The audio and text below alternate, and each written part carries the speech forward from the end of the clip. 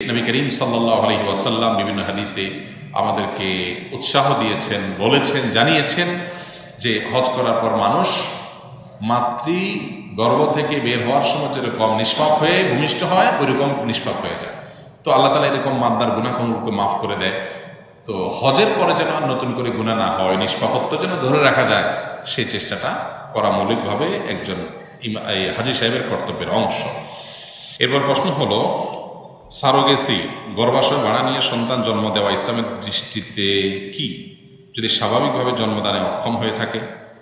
দেখেন, প্রথম কথা হলো, পৃথিবীতে সব চাওয়া পূরণ হবে না। সব চাওয়া কি পূরণ হবে?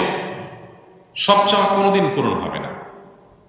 দুনিয়াতে যত বড় ক্ষমতাধর মানুষ হোক, যত সম্পদশালী মানুষ হোক, উনি চাইলেই ওনার সব চাওয়া কোনো দিনই পূরণ হবে না। তো সেখানে আমরা সাধারণ মানুষ যারা আছি, আমাদেরও সব চাওয়া পূরণ হবে না। আল্লাহ তাআলা অনেককে সন্তান দেন না, সন্তান ধারণ করার ক্ষমতা নাই, সন্তান জন্ম দেওয়ার ক্ষমতা নাই, হতে পারে। তো এটা মেনে নিতে হবে যে আল্লাহ তাআলা আমাকে এই জিনিসটা দেন নাই, এদিক থেকে আল্লাহ তাআলা আমাকে অন্য অনেকের চাইতে পিছিয়ে রেখেছেন, কিন্তু অনেক দিক থেকে অন্য অনেকের চাইতে আমাকে আল্লাহ তাআলা কি রেখেছেন? অগ্রসর রেখেছেন। অনেকের আল্লাহ হাত পা দেন না, আমাকে দিয়েছেন। আবার এই একটা জিনিস আমাকে আল্লাহ না দিয়ে বিনিময়ে যদি জান্নাত দিয়ে দেন, তাহলে সেক্ষেত্রে সেটা আমার জন্য অনেক অনেক ভালো এবং গুড ডিলিংস, অনেক ভালো পাওয়া ওটা আমার জন্য। একজন ইমানদার সেই চেষ্টা করতে হবে এবং করবে। তো এবার আসি মূল প্রশ্নের উত্তরে। সারোগেসি মূলত ভারতে প্রচুর পরিমাণে হয়েছে, আমি যতটুকু জানি এখন নিষিদ্ধ হয়েছে। এটা দুনিয়াতে একটা নতুন ফিতনা বলতে পারেন। কারণ এখানে আপনার স্বামী স্ত্রীর শুক্রাণু ডিম্বাণু কালেকশন করে সেটাকে কিছুটা একটা স্টেপে টেস্ট টিউবের ইয়েতে রেখে একটা স্টেপ পর্যন্ত সেটাকে ডেভেলপ করে তারপরে সেটাকে অন্য মহিলার গর্ভে রাখা হয়, সেখান থেকে বাচ্চা হয়। অর্থাৎ গর্ভটা ভাড়া করা হয়, গরিব মহিলাকে কিছু টাকা পয়সা দিয়ে তার গর্ভে ধরা হয়। বাকি শুক্রাণু ডিম্বাণু ওই শিশুর মা বাবার, যেহেতু শিশুর মা বাবার শুক্রাণু ডিম্বাণু অন্য কারণ না, সেজন্য অনেকে এটাকে জায়েজ মনে করেন, কিন্তু এটা জায়েজ না। এটা জায়েজ না হওয়ার সবচেয়ে বড় দলিল হলো নবী করিম সাল্লাল্লাহু আলাইহি ওয়াসাল্লাম বলেছেন যে তোমাদের কেউ যেন অন্যের খেতে পানি সিঞ্চন না করে। এই ইঙ্গিত সূচক হাদিস দ্বারা তিনি বুঝিয়েছেন যে মূলত একজনের বীর্য যেন অন্য কারোর গর্ভে আপনার কোনোভাবে যেন স্থাপন করা না হয়। এটা সাধারণভাবে হাদিসে নিষেধ করা হয়েছে। অতএব এটাকে আপনি ডেভেলপ করে তারপরে সেটাকে আপনার ভ্রূণ আকারে নিয়ে রাখলেন, যেভাবেই করেন ঘুরে ফিরে ওই জিনিসটা হয়। সেই কারণে প্রায় সমস্ত স্কলাররা এখনো পর্যন্ত, যত স্কলার, যত ওলামাদের ফতোয়া বের হয়েছে বিষয়ে, সিনিয়র ওলামা ইকরাম সবার ফতোয়া হলো সারোগেসি পদ্ধতিতে সন্তান গ্রহণ করা জায়েজ নাই।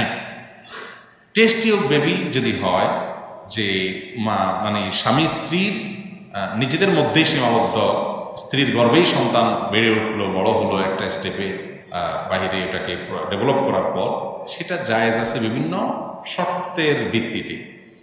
কিন্তু এই সারোগেসি কোনো অবস্থাতে কি নাই, জায়েজ নাই। অর্থাৎ অন্যের গর্ভ ভাড়া করে সন্তান জন্ম দেওয়া জায়েজ নাই। আজকাল মানুষের পয়সা কড়ি হয়েছে, দিনকাল ভালো যাচ্ছে, সন্তান গর্ভে ধারণ করলে আপনার শরীর ভেঙে যাবে, সমস্যা হবে, এই জন্য 2-4-5 লাখ টাকা একটা গরিব মহিলার টাকা দিয়ে সন্তান নিলাম, তাদের শরীর ভাঙলো না, খারাপ হলো, ভালো থাকলো। এগুলো সবগুলো আপনার অদূরদর্শী কর্মকাণ্ড এবং শরীয়ত দৃষ্টিকোণ থেকে নাজায়েজ কর্মকাণ্ড। এবং সবচেয়ে বড় কথা হলো, প্রকৃতির যে নিয়ম, আল্লাহ তাআলা সৃষ্টির যে নিয়ম, ফিতরাত, ওইটার বিরুদ্ধ। এগুলো মানুষের জন্য কখনো কল্যাণ বয়ে আনে না। ফিতরাত এবং স্বভাব বিরুদ্ধ কর্মকাণ্ড সবসময় মানুষের ক্ষতি করে, এটাও ক্ষতি করবে।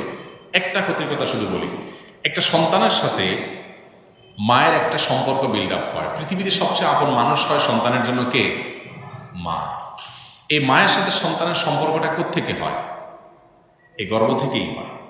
সন্তান যখন গর্ভে আসে তার জন্য কষ্ট হয়, বমি হয়, খেতে পারে না, ঘুমোতে পারে না, অনেক কষ্ট হয়। এই কষ্টের কারণে সন্তানের প্রতি মায়াও বাড়তে থাকে, যে আমার এত কষ্টের ধন।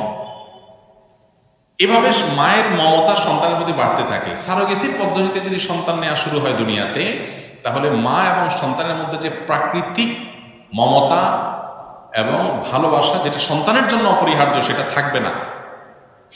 অতএব এই সারোগেসির এই সমস্ত পদ্ধতি দেখতে অনেক আকর্ষণীয় মনে হলেও এগুলা প্রকৃতি বিরুদ্ধ, অস্বাভাবিক এবং শরিয়া পরিপন্থী, যার কারণে কোন অবস্থাতে সেগুলো আমাদের সমাজে যেন না হয় সেদিকে আমাদের খেয়াল রাখতে হবে। এটা জায়েজ নেই। যে মহিলার বাচ্চা হয় না, 3টি দোয়া পাঠ করলে আল্লাহ তাআলা তাদেরকে বাচ্চা দেন। দয়া করে দোয়াগুলি বলবেন। এ বিষয়ে আমাদের একাধিক ভিডিও আছে, সেটা দেখে নেবেন মেহরবানি করে। বিভিন্ন নবী রাসূলগণ আল্লাহর কাছে সন্তান চেয়েছেন, দোয়া করেছেন সন্তান চেয়ে, এবং জাকারিয়া আলাইহিস সালামের মতো মানুষকে আল্লাহ তাআলা বার্ধক্যে সন্তান দিয়েছেন। সেই দোয়াগুলো আপনারা করতে পারেন। যেমন একটা হলো রব্বি লা তাযারনি ফারদা ওয়া আনতা খায়রুল ওয়ারিসিন, আল্লাহ আমাকে একা আপনি রাখবেন না, আপনি বেশ উত্তম ওয়ারিস দাতা। আরো দোয়া আছে যেমন রব্বি হাবলি মিনাস সলিহিন, আল্লাহ আপনি আমাকে নেক সন্তান দান করেন। হ্যাঁ, রব্বি হাবলি মিন লাদুনকা যুররিয়াতান তাইয়্যিবা, আল্লাহ আপনার পক্ষ থেকে আপনি নেক সন্তান দান করেন। এরকম অনেক দোয়া আছে, দোয়াগুলো বিশেষ করে করতে পারি আমরা। পালিত পুত্রর কি দায়িত্ব থাকে তার আসল বাবা মার উপর? যদি তার পালিত মা তার আপন ফুফু হন, সেক্ষেত্রে কি তাকে উভয় ফুফু মারা গেছেন, এক্ষেত্রে আসল বাবা মার প্রতি হক আদায় করা কতটুকু কর্তব্য? দেখেন, সন্তানকে যিনি গর্ভধারণ করেছেন, যিনি জন্ম দিয়েছেন, তারা তার বাবা এবং মা। যদি কোনো কারণে তারা ফুফু ফুফুর কাছে বা অন্য কারোর পরিবারে কারোর কাছে লালন পালন হয়, তারপরও তাদের জন্মদাতা বাবা গর্ভধারণকারী মায়ের প্রতি তাদের কর্তব্য ঠিকই থাকে। মৃত্যু পর্যন্ত তাদের সাধ্য অনুযায়ী সেবা করা, তাদের নির্দেশ মানা, এটা সন্তানের কর্তব্যের অংশ। সন্তান যদি মনে করে যে না, ওনারা তো আমাকে সার্ভিস দেয়নি, সার্ভিস তো আরেকজনে দিছে, আরেকজনের ঘরে লালন পালন হয়েছি আমি, তাহলে আমি তো তাদের সাথে ভালো ব্যবহার করবো, এটা ভুল। কারণ এটা রেস্টুরেন্ট না। মা বাবা আমাকে সার্ভিস দিবে, আমি তাদের সাথে ভালো ব্যবহার করবো, তাহলে এটা বিনিময় হলো না। শুধু জন্ম দেওয়ার কারণে, গর্ভধারণ করার কারণে পিতৃত্ব এবং মাতৃত্বের যে বন্ধন তৈরি হয়, এটা কোনো কিছুতেই ছিন্ন হয় না, এটা করা যায় না। যার কারণে তাদের প্রতি কর্তব্য সাধ্য অনুযায়ী যতটুকু সাধ্য আছে এটা করে যেতে হবে সবসময়। সরকারি চাকরির ক্ষেত্রে প্রতিদিন ভ্রমণের জন্য ভ্রমণ ভাতা 300 টাকা করে বরাদ্দ আছে, কিন্তু আমার ভ্রমণে 300 টাকা খরচ হয় না। এই ভ্রমণ ভাতার জন্য আমাকে বিল ভাউচার করতে হয়। 300 টাকার কম বা বেশি বিল ভাউচার করা যাবে না। আর অন্যদিকে ভ্রমণ ভাতা না নিলেও সরকারিভাবে কৈফিয়ত দিতে হয় এবং বিভিন্নভাবে হেনস্থার সম্মুখীন হতে হয়। তো এই অবস্থায় আমার প্রশ্ন হলো, ইসলামিক শরীয়তের দৃষ্টিকোণ থেকে আপনি পারবেন এইভাবে 300 টাকার ভাউচার দিয়ে আপনার খরচ কম হলো, বাকিটা আপনি রাখতে পারবেন। কারণ এখান থেকে বোঝা যায় এটা থোক বরাদ্দ। তোমাকে 300 দিলাম, তুমি এখন 200 দিয়া করো আর 400 দিয়ে করো, তোমার ব্যাপার, এ টাইপের। তো থোক বরাদ্দ টাইপের যদি হয় তাহলে সেটা পুরোটা গ্রহণ করা জায়েজ আছে। আমি মোবাইল ফোনের সফটওয়্যার তৈরি করি, টাকার বিনিময়ে বিভিন্ন ক্লায়েন্টকে video calling, live broadcasting software তৈরি করে দেই। তারা যদি সেই সফটওয়্যারের মাধ্যমে ভিডিও কলে এসে বা লাইভে এসে অশ্লীল কিছু করে, তাহলে আমার কি গুনাহ হবে? আমার সেটাকে হালাল হবে কিনা? এটা আপনার জন্য হালাল হবে। মৌলিকভাবে এটা হলো মাল্টিপল ইউজের মতো একটা বিষয়, যে আপনার এই সফটওয়্যার ব্যবহার করে স্বামী স্ত্রীর কথা বলতে পারে, ব্যবসার কাজে কথা বলতে পারে, কেউ অপকর্ম করতে পারে, জেনা করতে পারে, নানান কাজ হতে পারে। তো এটা আপনার হাতে পরিপূর্ণ না। আর বিষয়টা শুধু খারাপ কাজেই ব্যবহার হবে এমনটি নিশ্চিত না, যার কারণে এটা জায়েজ আছে। চাকু আপনি বিক্রি করেন, চাকু দিয়ে কি কেউ ডাকাতি করবে না, কেউ পেঁয়াজ কাটবে, দুইটারই সম্ভাবনা আছে। অতএব এটা বেচা আপনার জন্য জায়েজ আছে। আর যদি আপনি জানেন এটা দিয়ে শুধু খারাপ কাজই হয়, ভালো কাজ এটা ব্যবহারের সম্ভাবনাই নেই, তাহলে সেক্ষেত্রে আপনার জন্য এটা কি হবে না? জায়েজ হবে না। এরপরে প্রশ্ন হলো, আল্লাহর সকল নাম মুজাক্কের কেন? মুজাক্কার কেন? মুজাক্কার মানে পুল্লিঙ্গ। গুরুত্বপূর্ণ প্রশ্ন। আল্লাহ রাব্বুল আলামিন নারীও না পুরুষও না, পুরুষত্ব এবং নারীত্ব এগুলো সৃষ্টির গুণ। আল্লাহ তাআলা এগুলো থেকে ঊর্ধ্বে। লাইসা কামিসলিহি শাই, তার অনুরূপ কেউ নাই, সমকক্ষ কেউ নাই, কারোর সাথে তার কোনো সাদৃশ্য নাই। অতএব আমাদের মধ্যে পুরুষ হয় নারী হয়, আল্লাহ রাব্বুল আলামিন এগুলো থেকে অনেক ঊর্ধ্বে। এখন প্রশ্ন হলো, আল্লাহর গুণবাচক নামগুলো তাহলে পুল্লিঙ্গ কেন? সুন্দর প্রশ্ন। এটার উত্তর হলো, এটা ডিফল্টটা দেওয়া হয়েছে, অর্থাৎ সাধারণভাবে বলতে গেলে পুল্লিঙ্গ আসে। আপনি কোনো একটা শব্দ যেটার কোনো স্ত্রীলিঙ্গ হয় না, ওইটার জন্য যে শব্দ ব্যবহার করা হয় ওটা পুল্লিঙ্গই ব্যবহার করা হয়। আবার নারী পুরুষ উভয়কে নির্দেশ করা হচ্ছে, এক্ষেত্রেও ওই ডিফল্ট হিসাবে পুল্লিঙ্গ ব্যবহার করা হয়। যেমন আল্লাহ কোরআনে বলেছেন আমালু মা শি'তুম, কথার কথা আমালু, এই আমালু মানে তোমরা আমল করো, এই আমল করো এই শব্দটা আমালু, এই শব্দটা পুল্লিঙ্গ। এটার স্ত্রীলিঙ্গ আছে। নির্দেশসূচক ক্রিয়া আমরের সিগা মহিলাদের জন্য নির্দেশ করে, সেরকম সিগাও আছে, সে শব্দও আছে। সে শব্দ ব্যবহার না করে আল্লাহ আমালও বলেছেন, এটা পুল্লিঙ্গ, অথচ নির্দেশটা পুরুষ নারী সবার জন্য সমানভাবে প্রযোজ্য। এটা বাই ডিফল্ট হিসাবে বলা। আল্লাহ তাআলার সমস্ত গুণবাচক নাম মুযাক্কার বা পুল্লিঙ্গ হওয়ার মানে এই নয় নাউযুবিল্লাহ আল্লাহ তাআলা পুরুষ অথবা নারী নন, এরকম কিছু না। পুরুষত্ব নারীত্ব এগুলো থেকে আল্লাহ অনেক ঊর্ধ্বে। মসজিদে একই স্থানে নিয়মিত নামাজ পড়ার জন্য নির্ধারণ করা অথবা নির্দিষ্ট স্থানে জায়নামাজ বিছিয়ে রাখা কতটুকু শরীয়ত সম্মত, দয়া করে জানাবেন।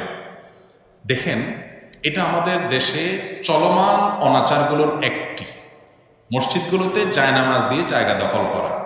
ঢাকা শহরের বেশিরভাগ মসজিদে এই অনাচার চলে, গ্রামাঞ্চলেও চলে, যে সামনে ইমাম সাহেবের পিছনে 8-10টা জায়নামাজ রাখা থাকে। এই জায়নামাজগুলো অমুক হাজি সাহেবের, তমুক গাজী সাহেবের, অমুক নেতা সাহেবের, অমুক মুরব্বী সাহেবের, অমুক সভাপতি সাহেবের, অমুক সেক্রেটারি সাহেবের, আছে না নাই? মসজিদে কোনো সাহেব নাই, এখানে সব গোলাম। এখানে সব কি গোলাম। গোলামের আবার কিসের সাহেবগিরি? আসছেন গোলামি করতে, সেখানে আবার কিসের সাহেবগিরি? আপনি আগে আসলে আগে বসবেন। জায়নামাজ দিয়ে জায়গা দখল করে রাখলেন, বাহির থেকে একজন হয়তো আগে আসলেন, ওই ভদ্রলোক ওই জায়নামাজে দাঁড়াচ্ছেন না, কার জায়নামাজে দাঁড়াবেন, উনি সাইডে দাঁড়াচ্ছেন, এটা জায়েজ নেই। যারা এইভাবে আল্লাহর ঘর দখল করে রাখে তারা গুনাহগার। ইবাদত করতে এসে গুনাহ করতেছে, টের পাচ্ছেন। আল্লাহর ঘরে আপনি জায়নামাজ দিয়ে দখল করে রাখার কে? এমনকি পুরো জায়গাটা আপনি যদি নিজে দান করে থাকেন, আপনি জমি দান করেছেন মোতাওয়াল্লি, তারপরেও আপনার জন্য জায়েজ নেই মসজিদের কোনো জায়গা কি করা, দখল করে রাখা। কারণ আপনি দান করে দিয়েছেন, এখন আল্লাহকে দিয়েছেন, এখানে আপনার কোনো সে থাকতে পারবে না। আপনি কিভাবে সেখানে একটা জায়নামাজের জায়গা দখল করেন? এই অনাচার ঢাকা শহরের অনেক মসজিদে দেখা যায়, এটা উচিত না। ইমাম সাহেবের জায়গাটা শুধু নির্ধারিত, সেটা মেহরাবের মধ্যে। মুয়াজ্জিন সাহেব পর্যন্ত যে কোনো জায়গা থেকে একামত দিতে পারে। উনি চাইলে ডানে বামে পেছন থেকে, পেছনের কাতার থেকে, এক কাতার পেছন থেকে একামত দিলে সেটা নামাজে কোনো অসুবিধা হবে না। তারপরও মুয়াজ্জিন সাহেব সুইচ দিতে হয়, মাইক চালাইতে হয়, এইসব নানা কারণে ইমাম সাহেবের পেছনে বরাবর সে থাকলো। আর নবী করিম সাল্লাল্লাহু আলাইহি ওয়াসাল্লাম বলেছেন, ওয়ালিয়ালিনি উলুল আহলামি মিনকুম, তোমাদের মধ্যে যারা জ্ঞানী, কোরআন হাদিসে ইলম আছে, তারা যেন আমার কাছাকাছি থাকে মুক্তাদি হিসাবে, যাতে করে ইমাম সাহেব কোনো কারণে নামাজ ভঙ্গ হয়ে গেলে তিনি যেন নামাজ পড়াতে পারেন।